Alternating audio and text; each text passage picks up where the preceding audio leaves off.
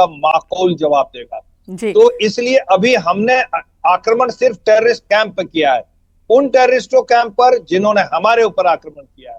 तो मेरे समझ से पाकिस्तान को यह मैसेज लेना चाहिए कि ये आक्रमण पाकिस्तान के ऊपर नहीं है, जिन्होंने हमारे ऊपर आक्रमण किया हम उनको छोड़ेंगे नहीं, ये आक्रमण सिर्फ उनके ऊपर है। बिल्कुल। अब आलोक जी कैसे लेता है ये देखना है। जी आलोक जी, इससे पहले जब बालाकोट एयर स्ट्राइक किया भारत ने, तब पाकिस्तान ने लंबे वक्त तक मानने से ही इनकार कर दिया कि ऐसा कुछ हुआ है। जब माना भी तो उसका कहना था कोई मरा नहीं, वो तो जंगल में वो एक मिसाइल गिराकर चले गए, कोई नुकसान हमें नहीं हुआ है। इस बार पाकिस्तान की ओर से यह माना गया है कि 6 जगहों पर अटैक हुआ, लेकिन वो कह रहे हैं कि सिविलियंस मारे गए हैं। जो डेड बॉडीज की संख्या है, अब तो ड्रोन का जमाना है, छिपा नहीं सकते, स्क्रीनशॉट्स आ जाते हैं, छिपा नहीं सकते। डेड बॉडीज की संख्या और पाकिस्तान की तरफ से जो बातें कही जाती है, सेना की तरफ से, सरकार की तरफ से, उनमें कोई मेल नहीं होता। तो इस बार पाकिस्तान अपनी इज्जत दुनिया के सामने कैसे बचाएगा? अगर आतंकियों पर भी एक्शन हुआ तो उसके ऑक्यूपाइड जमीन पर आतंकी हैं कैसे? देखिए मेनका जी, पाकिस्तान इसको इंटरनेशनलाइज करने का, अंतर्राष्ट्रीयकरण करने की कोशिश करेगा। वो इसलिए वो इसको दिखाएगा कि हिंदुस्तान ने हमारे लोगों पर आक्रमण किया है, वो इस बात को हमेशा इस तरह से दिखाएगा, जबकि हमने सिर्फ टेररिस्ट पर अटैक किया है। अभी तो हमने पाकिस्तान पर आक्रमण नहीं किया है।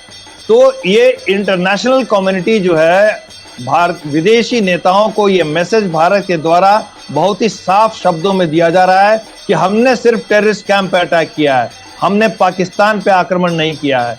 अब पाकिस्तान इसको काफी हल्ला शोर शराबा करेगा कि हमारे नागरिकों की मौत हुई है, हमारे पाकिस्तान के ऊपर आक्रमण हो गया। वो तरह तरह के फेक वीडियोस, डॉक्टर्ड वीडियोस दिखाने की कोशिश करेगा। वो जो भी करे ये उसकी चाल है, और ये पूरा विश्व जानता है कि किस तरह से पाकिस्तान की गतिविधियां रही हैं और पाकिस्तान की सरकार क्या क्या करती है। ये किसी से छिपा हुआ नहीं है विश्व में भी।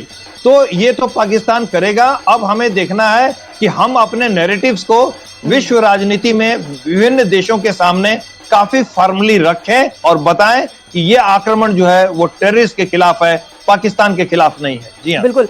और इस दौरान जिस तरह से स्ट्रैटेजी भारतीय सरकार की ओर से अपनाई गई है, और आप बने रहे सर हमारे साथ, ये 2 तस्वीरें अपने दर्शकों को दिखा दे। भारत माता की जय के नारे लग रहे हैं। ऑपरेशन सिंदूर रात में 12:30 बजे ही शुरू कर दिया गया भारतीय सेना की ओर से, और सुबह जो लोग रात में सोए थे, जिन्हें जानकारी नहीं मिली, सुबह उठे हैं, उठते साथ ही उन्हें ऑपरेशन सिंदूर की जानकारी मिली, और अब भारत माता की जय के नारे लग रहे हैं पूरे भारत में। ये जम्मू कश्मीर की तस्वीर हम दिखा रहे हैं। जम्मू के लोग हैं जो भारत माता की जय के नारे लगा रहे हैं, और सीमा पर मौजूद गांव में लोगों को मिसाइलों की आवाजें सुनाई पड़ी। जब यहां से मिसाइलें दागी गई, जिसने पाकिस्तान में आतंक के गढ़ को बर्बाद किया, तबाह किया, जब धमाका हुआ वो आवाज सीमा के इस पार भी सुनी गई। तब से ही लोग सुबह होने का इंतजार कर रहे थे, और सुबह होने के बाद ये सभी घरों से बाहर निकल आए और भारत माता की जय के नारे लग रहे हैं। लोग यही कह रहे हैं कि हमारी सेना ने बदला ले लिया, पहलगाम का बदला ले लिया हमारी सेना ने। इंतजार इसी एक्शन का था। जम्मू कश्मीर में भी आज सिविल डिफेंस मॉक ड्रिल का ऐलान किया गया।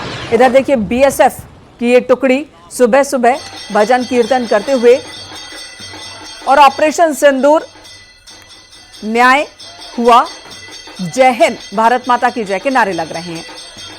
विंग कमांडर आलोक जी हमारे साथ मौजूद है। आलोक जी बोलिए।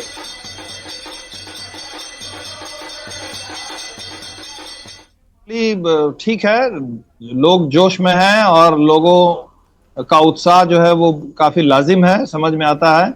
लेकिन अंतर्राष्ट्रीय पटल पे और टीवी चैनलों से द्वारा ये बात साफ बताई जानी चाहिए इंटरनेशनल कम्युनिटी को कि ये आक्रमण जो है पाकिस्तान के ऊपर नहीं है। बिल्कुल, ये हम नहीं चाहते हैं कि ये युद्ध में